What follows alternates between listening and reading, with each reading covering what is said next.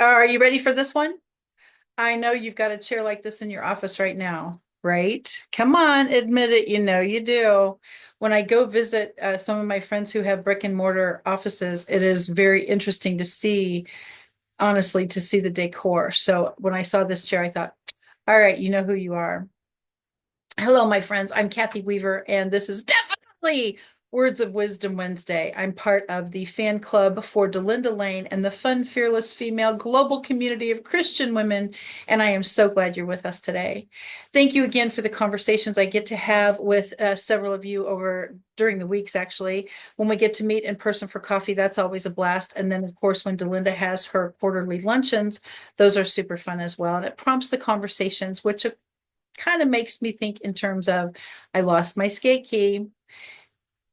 Do you have a skate key? Do you have skates? Do you still go skating? Like, do you go to a roller skating rink? Do you have rollerblades? Do you ice skate? What does that mean? So, if you need to look up, okay, look it up.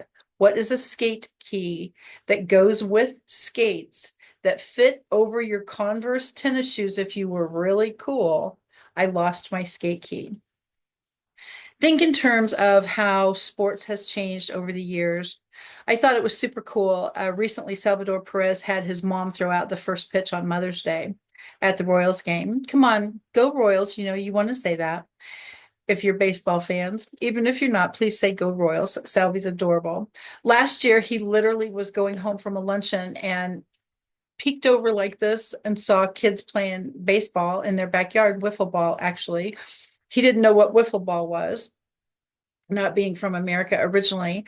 And so he stopped to play ball with the kids. And luckily, a mom or two over the back fence where they were able to actually record it. So I've actually started following the mom on X and certainly Salvi. And so now it's called Salvy's Sandlot with these kids because he literally just picked up a wiffle ball game with the kiddos and had a blast. So I think in terms of how sports has changed over the years, certainly over the decades. But again, I went to my favorite assistant. Lux is always in my office with me, and she does a great job. Roller skates with skate keys actually came up first, which I thought was cool. Did you play stick ball or kick ball in the street? You didn't have league fees, just chalk a ball and neighborhood kiddos to play. Homemade baseball diamonds. Did you ever do that? Over here's a cup and a saucer and a something to make the bases. Oh, yeah, you did.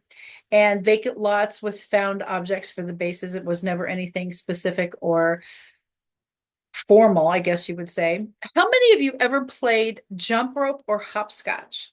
I happen to personally know that jump rope is coming back, whether you use basically like Pilates band stretchy jump ropes like that, or if you actually have the woven cloth ones, rope ones actually from before, but I thought that was cool.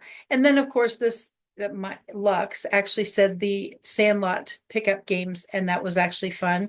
Neighborhood bragging rights. There were no leagues or trophies or any of that. And then you think in terms of boxing clubs and YMCA gyms, and young boys and girls got to play there. And then roller derby. That was always fun to watch. And what happened to simple bicycles? I saw, oh my gosh, I saw a bicycle the other day and I had to literally go, what is that? It was like motor battery powered bicycle. And yes, I know a lot of my family actually has those, but it was on the street. Like they were just riding their bike and the bike was doing all the work. I kind of didn't understand the purpose, but everyone has a different method for exercise. Skateboard began back in the 50s and 60s, and it was wooden or metal with wheels. Oh my gosh. And now skateboards are quite popular and elaborate. How many of you, come on, be honest, how many of you were ever in a bowling league? I shall not continue down that path. Then you think in terms of pop culture got a hold of sports. So then there were PE classes, and you had skill development, dodgeball, and climbing ropes, and even square dancing. Action sports happened. You had BMX bikes and freestyle skateboarding, and even surfing gained traction back then, according to Lux, my assistant.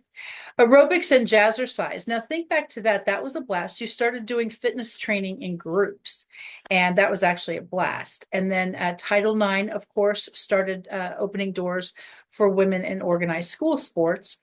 And then think about sports cards. Okay. Did you have baseball cards? Do you still? They're probably worth a fortune if you do.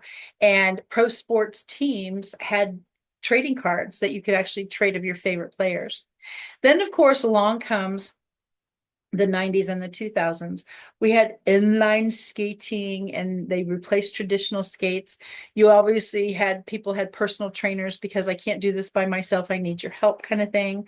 Travel teams and year-round sports, before you would play in your local market, schools or leagues within your own city. And then, of course, it turned out to be travel teams. And then it was a lot more competitive, trophies, etc. And then video games came around. Think about how that changed everything with sports themes. And then ESPN and 24/7 sports, because now people are loving it. And you can actually get sports channels. Like you can have streaming services that are football, any football all season long, and baseball all baseball season long, and you can have any team in the league. And then, of course, action cameras for sports like GoPro, and that is cool. And then you can even have fishing. If you go fishing, there's electronic gadgets that show you exactly where those fish might be hiding. And then soccer became mainstream also. Then you start out with electronic, almost electronic everything as far as smart equipment. Golf swing analysis. Okay, you can actually do a golf swing analysis, and that was interesting. Esports and competitive gaming. Some people had a major issue with that because now it's $1 billion industry for basically gaming online. Virtual reality, that's cool. If you've seen people that have those contraptions and they literally are playing sports within this great big headset, which is pretty awesome. Different deals with athletes, all of that became, of course, incredibly published and popularized, if you will. And then drone footage. Isn't that a cool thing? You can literally have a drone flying around to see how you're doing on whatever sports you're doing. And then, of course, the thing that I was happy to see is adaptive sports, because now with several of my friends in different health challenges and limited capacities, adaptive sports is awesome because now people of any ability are able to play sports as well. So it has been, watching this, have been an evolution of sports. And I love being able to experience that. So you go from skate keys, and think about, I lost my skate key. We used to wrap it around our neck with a shoestring, usually, if you were extra cool. And that way I always had my skate key in case my skate fell off my Converse tennis shoe. I could literally put everything back together and skate key it, tighten it so it wouldn't come off again. And we would continue to rollerblade on the asphalt hills and parking lots of different buildings around our home, or certainly on cement sidewalks that were not what you see now as far as smooth and perfect concrete. Very bumpy and weird back then. So this is only a few short years ago, not decades, of course. All right, my friends, keep these conversations coming. Thank you again for being part of Words of Wisdom Wednesday. I'm Cathy Weaver, and I wonder, when's the last time you lost your skate key? I'd like to know.